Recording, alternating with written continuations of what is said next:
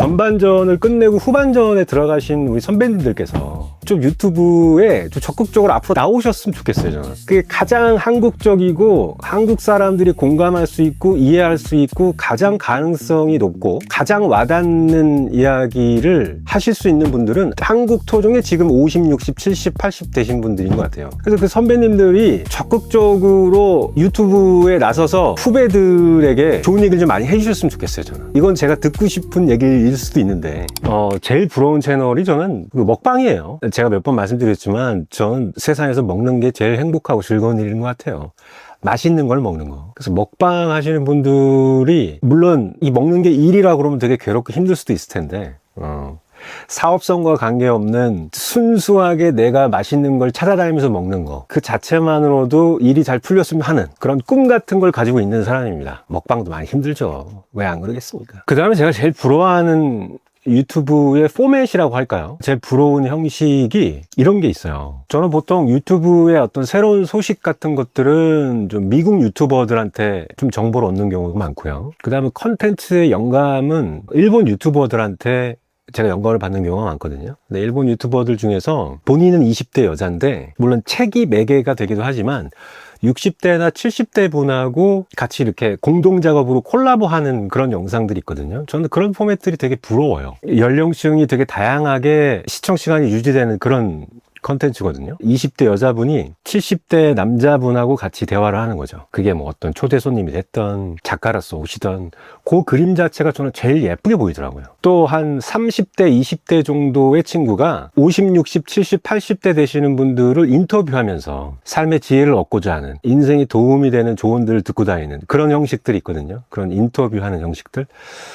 물론 많습니다. 한국에도 있고 뭐 전 세계적으로 굉장히 많은데 저는 그런 거를 볼 때마다 그런 형식의 유튜브 콘텐츠가 되게 부럽고 되게 하고 싶고 모델이 됐으면 하고 또 하고 싶기도 해요. 뭐 이렇지 않을까요? 우리 모두가 다 공감하는 건 잘 되고 싶고 잘 살고 싶은 건데 생각보다 우리가 살면서 그 인생의 선배님들에게 조언을 듣거나 그분들의 삶의 이야기를 들을 기회가 생각보다 되게 많이 없어요. 자기 아버지나 할아버지한테 그런 얘기를 들을 수도 있겠지만 자기 아버지나 할아버지하고의 의사소통의 방법들이 다 다르시기 때문에 생각보다 더 어려운 경우가 많죠. 우리 아버지보다는 차라리 친구 아버지한테 듣는 얘기를 더 와닿게 들을 수도 있는 거거든요. 그냥 한번 제가 생각하고 있는 컨텐츠의 생각에 대한 과정을 한번 공유해 드리는 겁니다.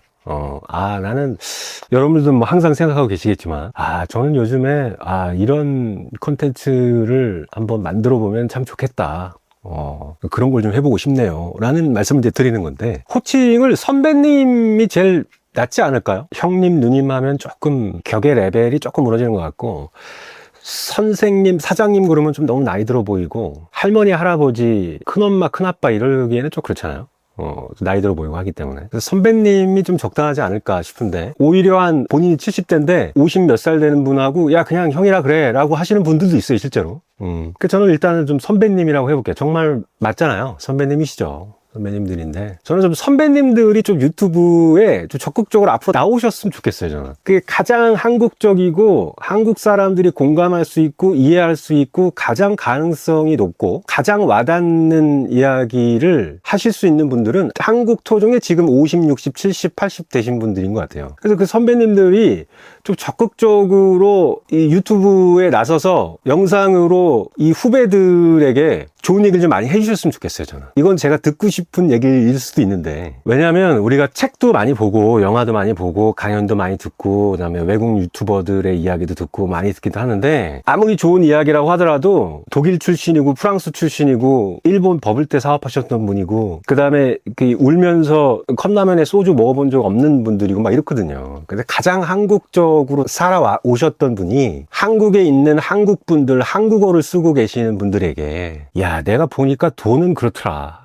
결혼은 그렇더라 역시 자식은 이랬었어 그리고 나는 생을 마감하기 전에 이랬으면 좋겠는데 또는 야 내가 다시 20대 30대 40대로 돌아가면 야 나는 이렇게 할 것 같다 그런 것들을 좀 선배님들이 많이 담고 많이 남겨주시는 게 후배들한테도 좋고 그게 대한민국에도 좋은 일 아닐까요?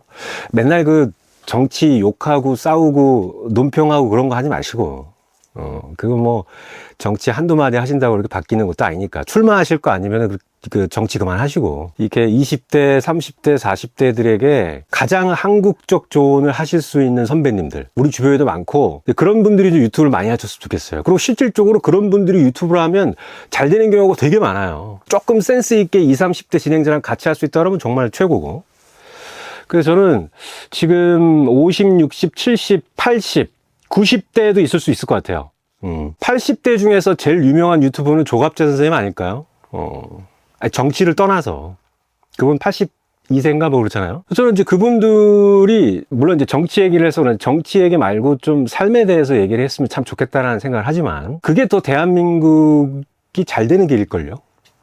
정치 논평 그만하시고, 이렇게 유튜브에서 직접 나오셔서 대한민국을 살아가는 후배들에게 조언도 해주고, 의사소통도 하고, 그게 더 정치보다 더 의미 있는 일 같은데? 잘 모르겠습니다. 혹시 뭐 이 영상을 우리 또 50, 60, 70, 80, 60, 70도 선배님들이 좀 보신다면, 좀 선배님들께서 좀 유튜브를 좀 많이 해줬으면 좋겠어요, 저는. 그러면 이제 거기서부터 골치 아파지죠. 계정이 없대. 계정 만드는 걸 모르겠대. 저희 아버지가, 제가 막내거든요. 근데 저희 아버님이 48년생이세요, 저희 아버지가. 결국은 계정을 제가 만들어 드렸죠, 뭐. 그렇게 하시면 돼요. 그 자식들이나 주변의 젊은 친구들 보고 만들어 달라고 하시면 돼요. 직접 하지 마시고. 그리고 트렌디하게 뭐 AI 쓰고 뭐 이런 거 흉내 안 내셔도 돼요. 그러니까 저는 이 70대, 80대 아버님, 뭐 할아버님 이렇게 얘기 안 할게요. 선배님이라고 할게요. 우리 선배님들이 그 유튜브 좀 많이 하셨으면 좋겠어요. 요즘 뭐 40대, 50대까지만 돼도, 아니 하다못해 60대까지만 돼도 어디 가서 뭐 나이 먹은 거 대우받으려고 하지도 않잖아요. 아주 젊으셔가지고. 그 저는 50대부터 넣어볼게요. 50대부터 한 80대까지 선배님들께서 좀 삶의 이야기를 최대한 많이 남겨주셨으면 좋겠어요. 진심으로. 화려하게 하실 필요도 없거든요, 사실은. 그런 생각들도 많이 하시더라고요. 일단은 계정이 없다부터 시작해서 그거는 도움을 받으시면 돼요. 배워서 처음부터 따라오려고 하지 마시고, 어차피 잘 안 되니까 도움 좀 받으시고, 아주 가볍게 시작해서 썸네일도 필요 없고요, 설명글 태그 뭐 이런 것도 필요 없어. 그냥 내가 내 영상을 그대로 올리고 제목만 쓰실 수 있으면 되거든요. 이제 보통 이제, 뭐 내가 난 됐어. 난 그런 거 뭘. 근데 막상 저도 저희 아버지 영상도 많이 만들어 봤거든요.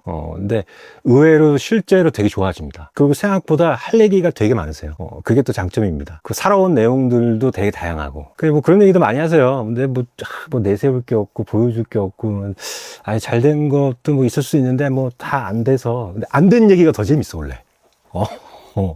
안 된 얘기가 더 재밌어요. 그래서 그런 식으로라도 그 전반전을 끝내고 후반전에 들어가신 우리 선배님들께서 전반전 뛸 때 나는 이랬어 라는 이야기들을 전해주는 것만큼 괜찮은 콘텐츠가 없지 않을까. 그래서 저 역시도 그런 콘텐츠를 담는 어떤 그런 것들을 해도 참 괜찮겠다라는 생각을 좀 해봤어요. 어떤 걸 한번 생각을 해보다가 그런 거 참 괜찮겠다. 그런 거 되게 부러워했거든요. 50 이상 되신 분들에게 삶의 조언을 묻고 다니는. 물론 어렵습니다. 복잡하고 들어가면. 인터뷰라는 것도.